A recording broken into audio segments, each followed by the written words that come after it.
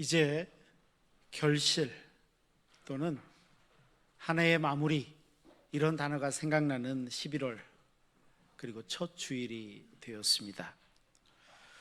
올 한 해 우리 신흥의 성도들께서는 어떤 마음으로 무엇을 목표로 해서 올 한 해를 걸어오셨는지 모르겠습니다. 사랑과 축복 가운데 걸어오셨습니까? 아니면 어떤 소원을 마음에 담고 계셨습니까? 그리고 오늘 우리는 우리 자신에 대해서 나를 어떻게 평가하고 계신가요? 흔히들 우리가 살아가는 이 시대를 일컬어서 감사를 잃어버린 시대다, 이렇게 말하고는 합니다. 그런데 또 동시에 어떤 평가가 있냐면, 우리 한민족이 생긴 이래로 지금이 가장 부유한 시대를 살고 있다, 이렇게도 표현을 합니다.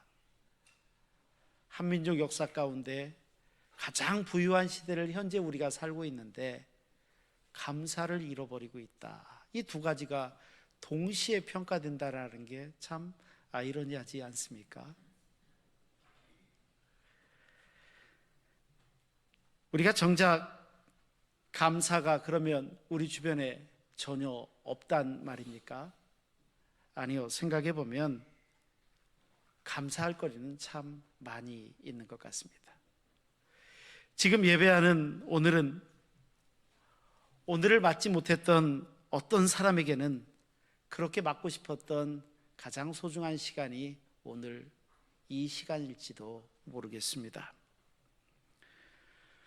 우리가 네 발로 걸어서 내가 호흡하면서 예배당 문을 열고 예배당 안에 들어올 수 있었다, 이것도 생각해 보면 평범한 일이 아닌 것 같습니다. 얼마나 감사한 일인지요. 주를 알지 못해서 이 귀한 은혜의 자리가 있다는 사실, 그 사실도 깨닫지 못했을 수도 있는데 우리는 그 사실을 깨닫고 오늘 예배당에 앉아 있습니다. 이것도 얼마나 감사합니까? 개중에는 주의 전을 너무 진정으로 사모하는데 건강상의 이유가 되었든, 또 우리 성도들께서도 입원해 계신 분들이 많이 계신데 병원에 입원해 있든지 아니면 기타 여러 가지 일로 예배당을 들어오지 못한다. 어이구, 이것도 마음이 참 아픕니다. 그랬었다면 내가 내 목소리를 내 입으로 내서 하나님을 찬송하고 말씀을 읽을 수 있다? 이거는 그것을 장애를 겪어보지 않으신 분은 모릅니다. 이게 얼마나 감사한 일인데요. 내가 내 눈으로 어떻든지 간에 자연 만물을 바라보고 예배당 광경을 바라보고 내 옆에서 예배드리는 이가 누구인지도 확인하고 성경책을 읽고 이렇게 한다는 것도 생각해 보면 이것도 다 감사 아닌가요? 그러지 못한 분들이 있잖아요. 그렇게 하고 싶은 이런 것들도 못하는 사람들이 여전히 많이 있다는 것을 생각해 보면 우리가 정말 감사를 잃은 세대라는 표현이 맞나, 이런 생각이 드시지는 않습니까? 요즘 신앙인들 사이에서 많이 불리는 찬양이 있습니다. 손경민 목사님이 쓴 은혜라는 곡이에요. 우리 교회 안에서도요, 찬양대를 비롯해 여러 번 찬양했기 때문에 아마 들어보셨을 것 같습니다. 그런데 가사가 이렇습니다. 내가 누려왔던 모든 것들이, 내가 지나왔던 모든 시간이, 내가 걸어왔던 모든 순간이 당연한 게 아니라 은혜였습니다. 아침에 해가 뜨는 것, 저녁에 노을이 아름답게 지는 것, 봄이 되면 꽃이 피고 그 꽃향기가 흩날리는 것, 가을에 열매가 우리 앞에 주어지는 것, 계절이 변하는 모든 순간순간 당연한 게 아니라 다 하나님의 은혜였습니다.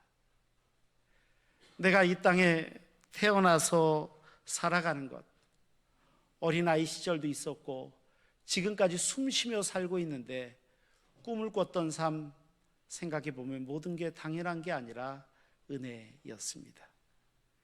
내가 하나님의 자녀로 살았습니다. 오늘 찬양하고 오늘 예배하는 삶, 복음을 전할 수 있는 축복이 있는 것, 이거 당연한 게 아니라 그게 은혜였습니다.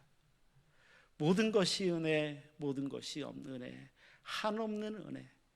내 삶에 당연한 것 하나도 없었습니다. 모든 것이 하나님의 은혜였습니다. 어떻습니까? 우리에게 주어지는 매일 되풀이되는 일상인 것 같은데 생각해 보니까요, 이 모든 순간이 하나님의 은혜였다는 겁니다. 하나님 앞에 감사였다는 겁니다. 우리는 코로나를 지나면서 일상의 감사가 어땠는지 너무 잘 알지 않습니까? 감기 걸려서 마스크라도 한번 쓰면 그 감사가 뭔지 또 알지 않습니까? 이놈은 왜 그새 잊어버렸나 이런 생각 들지 않습니까? 그만큼 감사가 우리 앞에 있습니다. 그래서 오늘 본문 13절에 지혜자는 이렇게 고백합니다. 사람마다 먹고 마시는 것과 수고함으로 낙을 누리는 그것이 하나님의 선물인 줄도 또한 알았도다. 이게 지혜자의 고백이에요. 그게 다 하나님의 은혜였더라. 하나님의 은혜. 먹는 것, 마시는 것, 이거는 사람이 살아가는데 가장 일상적인 거 아닙니까? 가장 일반적이고 평범한 아닌가요? 비록 내 식탁이 진수성찬은 아닐지라도, 내 식탁에 올라오는 음료가 최고가 올라오는 게 아니라 할지라도, 오늘 우리 가정에 비록 평범한 밥상이지만 사랑하는 가족들이 한자리에 모일 수 있었더라면 그게 은혜였고 그게 감사였다는 겁니다. 그리고 그게 하나님의 선물이었다. 오늘 성경은 그렇게 표현해요. 너무 멋있지 않습니까? 표현이 하나님의 선물. 이게 하나님의 선물. 선물은 곧 하나님께서 우리에게 긍휼히 여기셔서 누릴 수 있게 해주신 은혜가 하나님의 선물이라, 이렇게 오늘 성경은 기록하고 있습니다. 그런데 우리는 일상에 먹고 마시는 모든 것이 얼마나 큰 하나님의 선물인지 잊어버릴 때가 너무 많지 않나요? 누구나 그렇게 살고 있다고 생각하기 때문에 그렇게 생각되십니까? 아니요. 그런데요, 그게 그렇지가 않더라는 거예요. 우리 교회가 노숙인들 가서 식사 봉사하고 할 때 만났던 그 목사님을 최근에 만났습니다. 목사님이 고민이 깊습니다. 뭐 갖고 고민하나 했더니, 아이고, 이번 여기 서울역에 있는 노숙인들 이번 겨울나기 어떻게 해야 될지 모르겠어요. 목사님 혹시 침낭 몇 개 해주실 수 있어요? 당장 얼어 죽을지도 몰라서 고민하는 사람들이 우리 주변에 있다는 겁니다. 있다는 거예요. 어떤 그런 물리적인 상황이 아니라고 할지라도 현대인들에게 쉽게 찾아볼 수 있는 건강 때문에 먹고 싶어도 먹지 못하는 분들이 있습니다. 식이법 조절하시는 분도 물론 계십니다. 하지만 여러 가지 관절의 이상, 턱관절의 이상, 치아의 이상, 소화기능의 이상, 여러 가지 이유로 음식을 접하지 못하는 분들도 우리 주변에 많이 있지 않나요? 얼마 전에 우리 교회를 다녀간 루안다의 변영천 선교사님 말씀을 들어보니까 거기는 빈부격차가 엄청나답니다. 잘 사는 사람들은 눈이 휘둥그레져 떠는데 대부분은 그렇지 않다는 거예요. 대부분은 하루에 두 끼 감자로 먹는 데 익숙해져 있답니다. 그 음식 말입니다. 그게 보편화되어 있다는 겁니다. 여전히 우리 주변에 어떤 교회나 기관에서 매일매일 오면 안 되니까 올 수 있는 요일과 시간을 가르쳐주면요, 실은 그 중에 우리 교회도 포함이 되어져 있는데 사람들이 어느 시즌이 되면 정신없이 뛰어다니시는 분 계십니다. 500원, 1000원 그거 받고, 이거 받으면 다음 장소 가서 또 받고 또 받고, 그래서 하루에 다만 얼마라도. 우리가 눈을 돌려서 보면은요, 얼마든지 우리 주변에 우리 곁에 있는 사람들일 수도 있습니다. 하루하루가 걱정인 분들 말입니다. 그렇게 생각해 보니까 하나님의 선물이라는 입장에서 보면 우리 가족들이 한자리에 모여서 먹고 마시고 함께 잠을 잘 수 있다면 그 가족도 하나님의 선물임을 알게 됩니다. 어떤 가족의 이야기를 듣습니다. 분명 내 자식인데 결혼해서 나간 것도 아닌데 우리 교인이에요. 몇 개월째 얼굴을 못 봤습니다.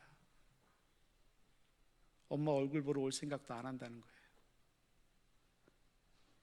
가족이 한 자리에서 대면한다는 거, 이게 세상 생각보다 큰 은혜더라고요. 그분 말씀 들어보니까 말씀을 하는데 눈물을 뚝뚝 흘려요. 뭐 이유가 있을 수도 있겠다 생각은 듭니다. 하지만 그것도 은혜구나. 온 가족이 어느 일정 순간 한 자리에 모여서 함께 식탁 공동체를 나눌 수 있다면, 이야, 이것도 은혜구나, 이것도 감사구나. 하나님이 주신 최고의 선물이 가족이구나, 그거야말로 은혜였다. 이렇게 고백하는 분도 계십니다. 그래서 시인은 시편 128편 2절과 3절에 이렇게 고백하고 있는지 모르겠습니다. 네가 내 손이 수고한 대로 먹을 것이라. 내가 복되고 형통하리라. 내 집 안방에 있는 내 아내는 결실한 포도나무 같으며 내 식탁에 둘러앉은 자식들은 어린 감람나무 같으리로다. 그 가족의 중요함을, 하루 종일 땀 흘려 수고했습니다. 그리고 그날의 소득을 얻어 집으로 돌아오면 가족들과 둘러앉아 먹고 마실 수 있는 그것이 복된 거, 그것이 형통한 것이고 그것이 하나님의 선물이다. 이렇게 고백하는 그것 말입니다. 뭔가 특별한 일이 있고 남들과 다른 큰 기쁨이 있는 거 있어야 복된 것이 아니라는 거죠. 나한테 있는 어려운 삶의 문제가 해결되어지고 형통한 경우가 아니더라도 누구라도 살아가는 것처럼 평범한 일상 가운데 저녁이면 가족을 만날 수 있는 것, 식탁에 둘러앉을 수 있는 것, 얼굴을 대면할 수 있는 것, 이것도 감사하고 그게 하나님의 은혜였음을 확인하는 것. 만약에 이런 게 아니라 내 삶에 조금 더 큰 뭔가가 좀 터져줘야 복되고 형통하다고 생각한다면 그 마음은 우리의 욕심으로부터 출발한 마음이 아닐까요? 하나님이 주신 마음이 아니고, 비록 특별한 일이 하나도 일어나지 않는다 할지라도, 평범한 일상이라 할지라도 남들은 어제와 오늘이 똑같은데 뭘 그런 거 가지고 그래, 이렇게 얘기하는지 몰라도 우리는 그런 일상도 하나님께서 우리에게 허락하신 은혜고 감사하고 하나님께서 허락하시는 중요한 일상임을 깨달을 수 있다면 그것처럼 큰 게 어디 있겠습니까? 그래서 오늘 본문에 수고함으로 낙을 누리는 그것에 대해서 말씀합니다. 수고함으로 낙을 누리는 그것. 수고함으로 낙을 누린다는 게 무슨 의미겠습니까? 먼저 수고한다는 것은 살펴봤던 것처럼 시인의 고백에 나온 그대로입니다. 내 손이 수고한 그대로 먹게 될 것이다 라고 말하는 그겁니다. 내가 오늘 일할 것이 있다는 것, 내 가족들을 위해서 뭔가 수고할 수 있는 내 역량이 있다는 것, 이게 감사하다는 것이고, 그거를 느끼는 즐거움, 그것이 하나님의 선물이라는 것입니다. 낙을 누린다, 이렇게 또 성경은 말씀하셨습니다. 이 낙이 무엇입니까? 어떤 큰 기쁨을 얻어 누리는 게 낙이라는 뜻일까요? 아닙니다. 여기서 말하는 낙은 그게 아닙니다. 여기서 이 낙이라는 말은 히브리어로 톱라는 단어를 사용합니다. 힌네마 톱, 우마나이 할 때 이 톱라는 단어입니다. 이 톱이라는 단어는 뜻으로 무슨 뜻을 가지고 있냐면 좋다, 선하다, 이런 의미를 가진 아주 굉장히 유명한, 우리 성도들도 혹시 알 수도 있는 그런 히브리어 단어가 톱입니다. 하나님께서 세상을 지으셨습니다. 창조한 모든 것들을 다 바라보시고 말씀하시죠. 하나님이 지으신 그 모든 것들을 보시니 보시기에 심히 좋았더라 라고 얘기할 때 이 좋았더라가 톱입니다. 톱. 좋은 게 톱입니다. 선한 게 톱입니다. 내 가족들을 위해서 수고했습니다. 식탁에 둘러앉아 비록 변변치 않은 음식이라 할지라도 기쁨 가운데 음식을 나눌 수 있다면 그때 나한테 가족이 있어서 참 좋다. 그러면 그게 하나님의 선물이라는 겁니다. 이게 톱입니다. 가족들과 식사할 때만 그런 것이 아닙니다. 살아가면서 어느 순간 내가 이거 참 좋다 이렇게 여겨지는 순간이 있다면 그 순간은 하나님께서 내게 허락하신 선물의 순간입니다. 톱. 하나님의 은혜입니다. 자녀들의 얼굴을 바라보고 해맑은 손주들의 얼굴을 바라볼 때마다 입꼬리가 올라가고 얼굴에 만연한 미소가 지어집니까? 그때 참 좋다 이렇게 생각이 드십니까? 그러면 그것이 하나님께서 내게 주신 선물이고 은혜입니다. 참 좋다. 어느 날 우연찮게 한 카페에 들어갔습니다. 너무나도 향기로운 커피가 내 앞에 있습니다. 광경이 얼마나 아름다운지요, 분위기가 얼마나 끝내주고 경치가 끝내주는데 그 순간의 여유가 너무 좋습니까? 참 좋다라는 마음이 드십니까? 그러면 그 순간이 하나님께서 내게 허락하신 선물의 순간이고 은혜의 순간입니다. 참 좋다. 변해가는 계절을 바라볼 때마다 봄이네, 여름이네, 가을이네, 겨울이 얼마 남지 않았네, 이 순간순간이 아름답게 보이시고 참 좋다 생각이 드십니까?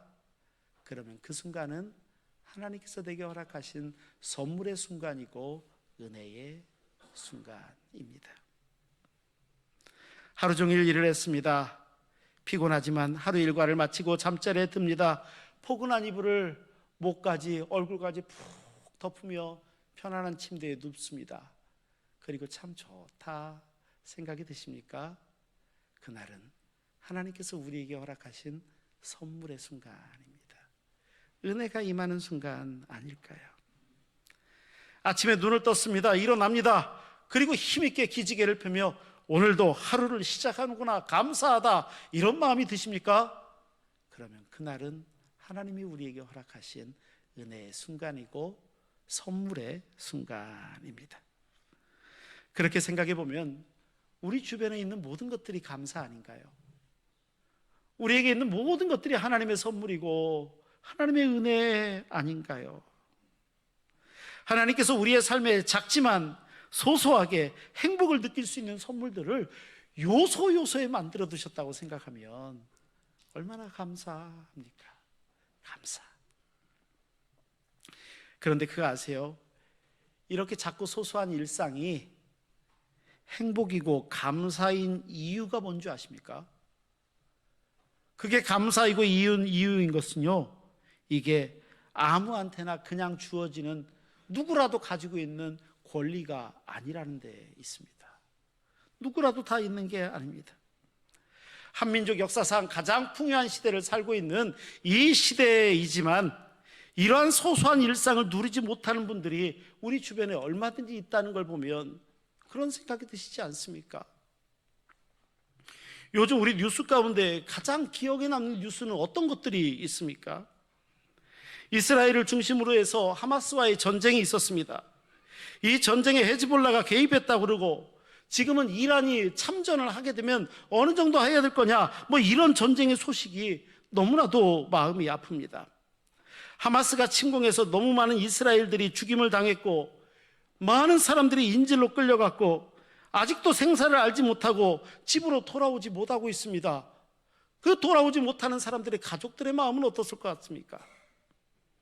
보복 공격이 시작되어졌습니다. 이 전쟁에서 가자지구에서 레바논에서 수많은 죄 없는 인명들이 그냥 순식간에 죽어나가고 있습니다.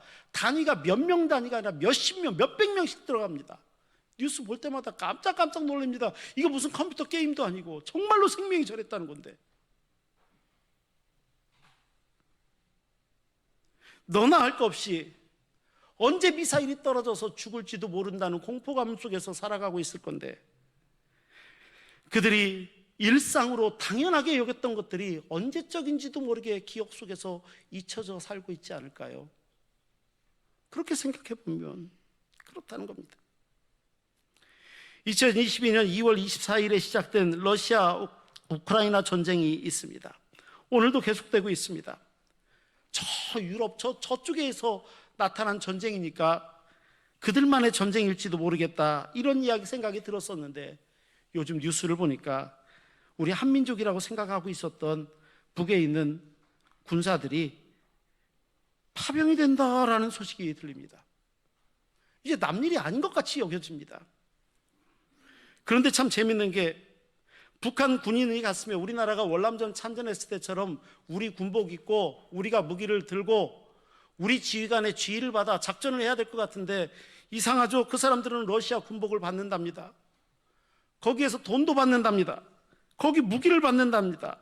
거기가 배치하는 대로 해야 된답니다. 너무 이상한 전쟁이 돼버렸습니다. 참 슬픈 건 전쟁에 참여한 북한 군인 한 사람당 한 달에 280만 원 정도 월급이 나오는데 정작 그 목숨 걸고 그 자리에 있는 그 사람들에게는 한 5만 원 정도가 도착된다라는 얘기를 들으니까 야, 참 슬프다. 목숨 걸고 거기서 한 달에 5만 원. 이게 말이 되나?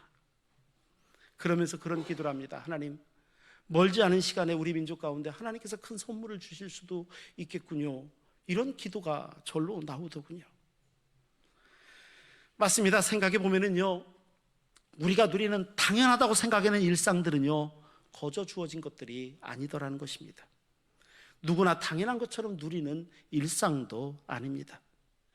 지난 주일에 이곳에서 우리가 다 같이 예배를 드렸지만 오늘 다시 이곳에서 서로 얼굴을 대면하고 예배를 드리고 있다는 것, 생각해 보면 이것도 기적 아닙니까? 얼마나 감사합니까? 하나님의 특별한 은총이 아니고서는 불가능한 일 아니었겠습니까? 수많은 대한민국 국민들 가운데 기독교 신앙을 가지고 특별히 이곳에서 신흥교회라는 한 교회를 이루고 함께 신앙생활을 우리는 어쩌면 우리는 서로에게 하나님께서 허락하신 특별한 은총의 선물들 아닌가요? 오늘 우리가 여기 함께 있지 않습니까? 생각해보면 우리 모두는요, 신흥의 성도들은 하나님의 특별하신 은총 아래 하나님의 선물로 만난 사람들입니다. 오늘 우리는 그런 존재입니다. 그런데 하나님의 선물 가운데 이런 선물보다도 더 값지고 더 귀한 선물이 하나님께서 우리에게 주신 것이 있다는 겁니다. 그것은 바로 우리를 구원하여 주셨다는 겁니다. 죽을 수밖에 없었고 영원한 죄악 가운데 벌 가운데 있을 수밖에 없었지만 하나님께서 우리를 얼마나 사랑하셨는지 독생자 아들을 보내셨고 그리스도의 은혜 가운데 십자가의 구원을 받았다는 사실을 우리에게 말씀합니다. 게다가 우리가 구원받은 하나님의 백성으로 주님이 부활의 산증인이 되셨던 것처럼 우리도 부활을 소망하는 영생의 소유자로 예배하고 있다는 것이 얼마나 귀합니까? 얼마나 감사합니까? 이것이야말로, 이 믿음이야말로 하나님께서 우리에게 주시는 가장 큰 선물 아닐까요? 20세기 최고의 신학자라고 불리는, 우리 교단에서는 꽤 유명합니다, 신정통주의 신학자, 현대신학의 아버지, 이런 말을 듣는 칼 바르트라는 목사님이 계십니다. 교회 교의학을 비롯하여서 수많은 책을 저술했고 현대신학을 대집대성했다, 이런 평가를 받을 정도입니다. 그런데 그가 1962년도 스위스 바젤 대학에서 이제 은퇴를 하시게 됩니다. 그리고 은퇴를 하고 난 다음에 시카고 대학에서 강연을 할 때 수많은 사람들이 그 강연에 참여합니다. 그리고 나서 끝나고 나서 한 학생이 이 칼바르트 박사에게 질문을 합니다. 바르트 박사님, 지금까지 엄청난 업적을 쌓으셨고 연구를 통해서 굉장한 업적을 쌓으셨는데 당신이 배운 가장 심오한 진리가 과연 무엇입니까? 이렇게 질문을 합니다. 그때 이 칼바르트가 조용히 자리에서 일어나더니 주저함 없이 이렇게 대답합니다. Jesus love me, this I know. 예수 사랑하심은, 그 영어 가사가 이렇게 시작됩니다. 실은 예수님이 날 사랑하고 계시는데 내가 그것을 알게 된 겁니다. 그 엄청난 신학을 집대성한 분이 가장 기본적인 그것에 대한 감사. 그의 신학은 결론이 무엇이냐? 예수께서 나를 사랑하시는 것을 내가 잘 알게 된 것입니다. 이렇게 고백하더라는 거죠. 그렇게 오늘 우리가 누렸던 일상 가운데 가장 큰 감사는 이 구원의 은혜를 누렸던 감사입니다. 오늘 우리는 어떻게 누립니까? 우리가 잘 알고 있는 사도 바울은 예수님을 만나고 납니다. 그리고 나서 그의 삶은요, 솔직히 우리끼리 하는 얘기도 마찬가지입니다. 객관적으로 놓고 보면 그렇게 좋아지고 잘 나가는 모습은 아닙니다. 그 시절의 세계관으로 보더라도요, 승승장구하는 그런 삶의 모습이라고 말하기는 어렵습니다. 오히려 도리어 곤두박질 쳐버렸네, 이렇게 이야기할 수도 있었을 것 같습니다. 당시 유대교 주류 사회의 입장에서 봤을 때 바울은 이 순간부터, 예수님을 믿는 순간부터 완전히 도태된 인생을 살아갈 수밖에 없는 그런 인생의 주인공이 된 거 아닙니까? 그런데요, 그런 일생을 살았음에도 불구하고 바울은 이야기합니다. 나가 예수님 만나기 전에 모든 것들은 다 배설물과 똑같다라고 얘기합니다. 이게 그의 고백이었습니다. 그렇게 여긴 바울, 고난과 박해와 고통 가운데 있었지만 기꺼이 그 길을 걸어갑니다. 그가 건강했습니까? 아니요. 건강의 문제는요, 평생 가시였다고 그 스스로 성경에 기록하고 있지 않습니까?